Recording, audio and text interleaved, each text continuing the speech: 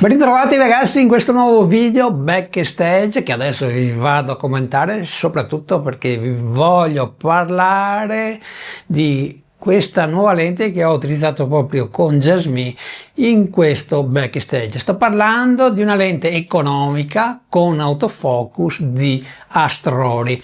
Credo che molti di voi conoscano già questa azienda. Io l'avevo ovviamente già sentita nominare, soprattutto per una lente che mi interessava, quella stretta e lunga che serve per fare i b-roll un po' particolari, però produce anche soprattutto lenti con la messa a fuoco manuale che a me personalmente non interessano. Quindi quando mi hanno contattato per testare questo nuovo obiettivo 85 mm arrivato alla seconda versione, quindi una lente che è proprio uscita recentemente, ho accettato anche perché ho visto che già parlavano bene della prima versione. Gli 85 in questo 2025 vennero portati parecchi, soprattutto con l'apertura massima di f1.4, vedi proprio il nuovo modello di Viltros e soprattutto anche un modello molto interessante che molti di voi ancora non prendono in considerazione, il modello di case. Però quando vogliamo risparmiare c'è sempre la soluzione f1.8. Vi ho portato proprio la versione di Meiki, anzi molto probabilmente a gennaio ti porto anche il nuovo obiettivo di Meiki, sempre f1.8, un po' più cheap di questo, te lo dico subito. Ti dico anche che il prezzo è molto interessante quando parliamo di questo Astrori. Non è disponibile solamente per chi utilizza attacco e mount, quindi Sony, ma anche per chi utilizza l'attacco Z e anche l'attacco L mount, cioè Panasonic. Voglio spendere anche due parole per quanto riguarda i due flash che utilizzate, soprattutto darti maggiori informazioni per quanto riguarda il periodo in cui ho scattato queste foto, perché qui a Timisoara quando vai a scattare il 20 di novembre praticamente le temperature di solito sono ben al di sotto dei 10 gradi, anzi in alcuni giorni potrebbe essere anche che la temperatura è quasi vicino allo zero, però il meteo ci è stato favorevole perché per scattare questo genere di foto che avete appena visto avere 20 gradi fa la differenza, quindi abbiamo approfittato non solamente per scattare questo set ma anche altri che forse vedremo prossimamente proprio nel mio canale, perché abbiamo utilizzato anche nuove lenti che vi voglio far conoscere quanto prima. Quindi detto questo, adesso ti parlo più da vicino di questo nuovo 85 mm. I due flash che ho utilizzato li avete visti, comunque V100 come luce principale all'interno di SMDV da 32 e semplicemente la D100 Pro senza nessun modificatore. Ho utilizzato solo la parabola, se ricordo bene, a 50 mm come backlight, che non sempre l'andavo a utilizzare sulle foto che avete visto, però quando mi interessava avere proprio una rim light andavo a mettere la D100 Pro, ok? Ho scattato sempre oltre il tempo sincro flash della Sony A7C, quindi oltre un 160esimo. Ho sempre scattato attorno a un 400esimo, 500esimo, sempre con l'apertura massima di questo 85 mm, cioè f1.8. Ok ragazzi, però quando parliamo di V100 e se lo andiamo a utilizzare in high speed sync, diciamo che se rimaniamo sotto un millesimo non abbiamo grosse difficoltà di utilizzarlo anche in high speed sync. Vediamolo più da vicino questo 85 mm, ti voglio fare più che una recensione, una esperienza di utilizzo di circa 1000 foto, e sono 1000 foto che non ho fatto solamente a due modelli, perché ho fatto due shooting con questa lente, ma soprattutto ho fatto delle prove a casa perché volevo avere la certezza che l'autofocus funzionasse decentemente per non avere brutte sorprese poi in location, ok? Lo dico perché mi è successo proprio in precedenza, anzi mi è successo quest'anno con un altro obiettivo, è sempre un 85. Comunque, allora, innanzitutto partiamo proprio dall'aspetto che forse mi ha deluso un po', ma non troppo, cioè l'autofocus. Non è così prestante come quello che trovi, che almeno ho trovato sugli obiettivi di Viltros. Dico Viltros perché è l'azienda di terze parti cinese che secondo me sotto questo punto di vista lavora meglio quando parliamo di sistemi Sony, ok? Poi ovviamente se lo andiamo a confrontare con l'autofocus che trovo sulle lenti di Sigma o ovviamente quelle di Sony, beh, il divario è abbastanza importante, però è utilizzabile. Ho visto che la tracciatura dell'occhio la mantiene, qualche volta ha dei lag con la Sony A7C, quindi sotto questo punto di vista, se fai un genere fotografico come quello che ti ho fatto vedere nel video di oggi con questo backstage, l'obiettivo può, secondo me, essere preso in considerazione. Ma potrebbe anche essere, visto che ho visto che c'è una Type-C e sapendo che si possono fare anche dei miracoli anche quando l'obiettivo è già uscito, potrebbe essere che l'autofocus potrebbe essere esattamente migliorato con un banale aggiornamento del firmware. L'obiettivo, per quanto riguarda la costruzione, sotto questo punto di vista, a mani basse, secondo me, vince con qualsiasi obiettivo della concorrenza. Fatto decisamente bene, non lo dico perché è completamente in metallo, ma soprattutto per le ghiere che troviamo, sia quella dell'apertura e chiusura del diaframma, ma soprattutto questa ghiera che eventualmente ti servirà per mettere a fuoco manualmente. Mi dà la sensazione della ghiera che troviamo negli obiettivi vintage, dove vai ad agire direttamente sul gruppo ottico. Rimane però sempre una ghiera elettronica, ma è fatta decisamente molto bene, alla giusta frazione come piace a me. Diciamo che praticamente potrei anche mettere a fuoco in maniera più precisa anche quando devi modificare proprio la messa a fuoco di mezzo millimetro. Ok ragazzi, sotto questo punto di vista, ripeto, Astrori ha fatto un ottimo lavoro.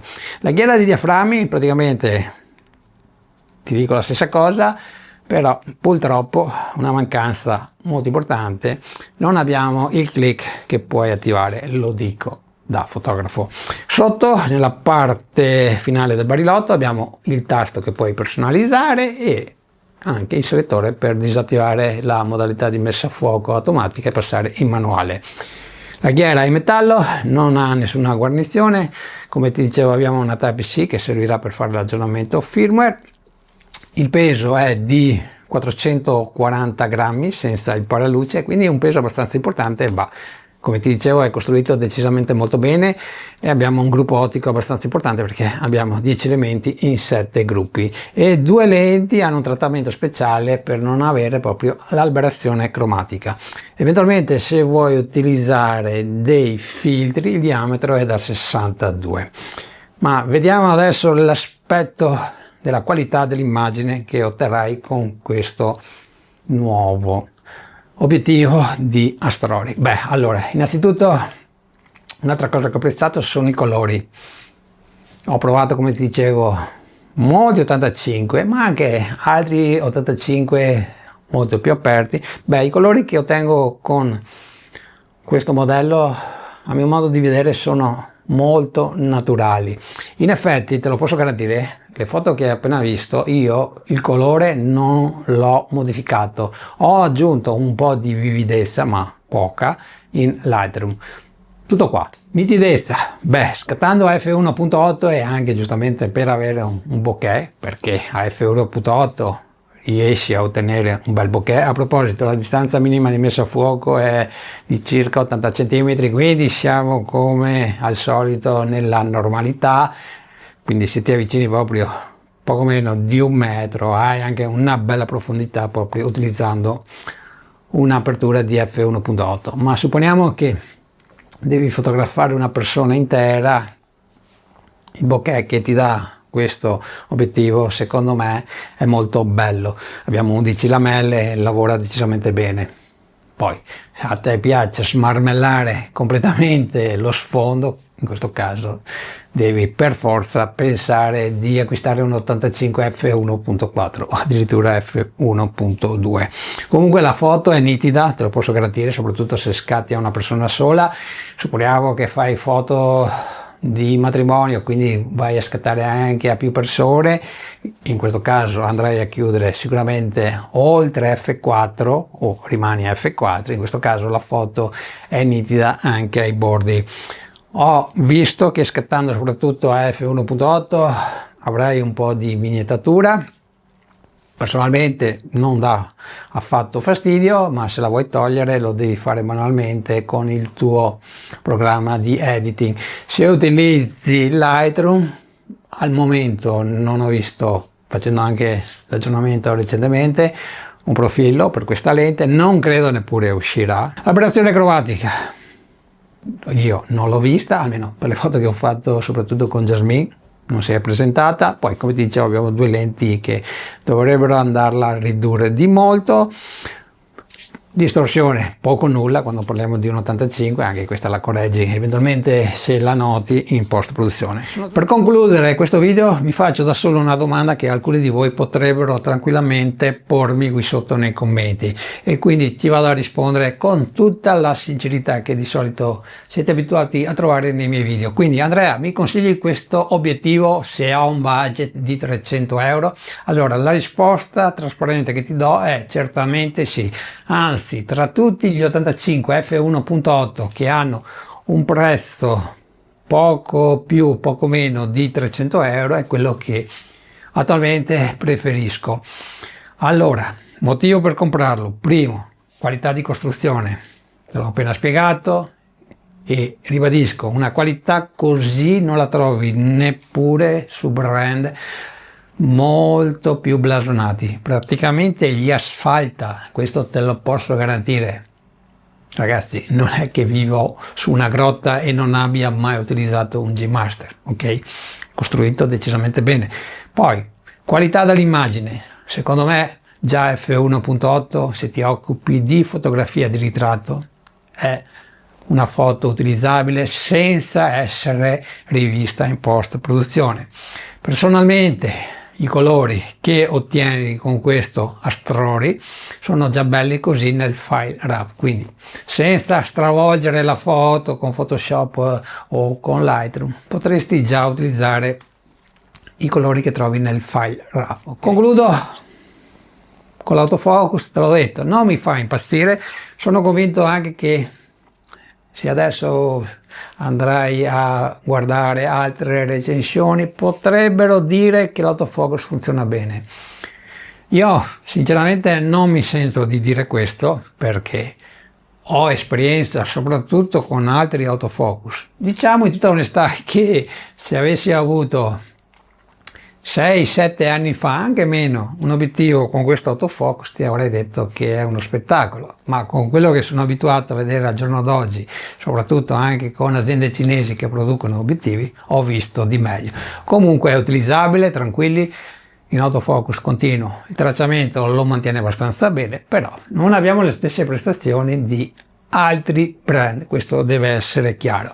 Suggerimento, e dopo chiudo: impara a utilizzare anche l'autofocus appunto singolo. Per abitudine chi utilizza una Sony utilizza sempre l'autofocus continuo, è comodo, ma quando abbiamo tempo, soprattutto stiamo scattando con una modella e soprattutto abbiamo un obiettivo che sappiamo che l'autofocus non è così con performance che troviamo su altri obiettivi, punto singolo, e praticamente hai un obiettivo che ha l'autofocus come un G-Master di Sony, questo te lo garantisco. Ok ragazzi, spero di essere stato chiaro. Comunque prendi in considerazione questo 85, soprattutto se vuoi qualità di immagine e colori belli. Ti lascio il link in descrizione, si trova solamente, da quello che ho capito, sul sito ufficiale. È un video in collaborazione con l'azienda, non sto negando questo, ma se ho deciso di portarti questa recensione è perché questo obiettivo ha superato i miei test personali, quindi lo puoi prendere in considerazione. Ci vediamo la prossima settimana con l'ultimo video del 2025. Ciao, alla prossima!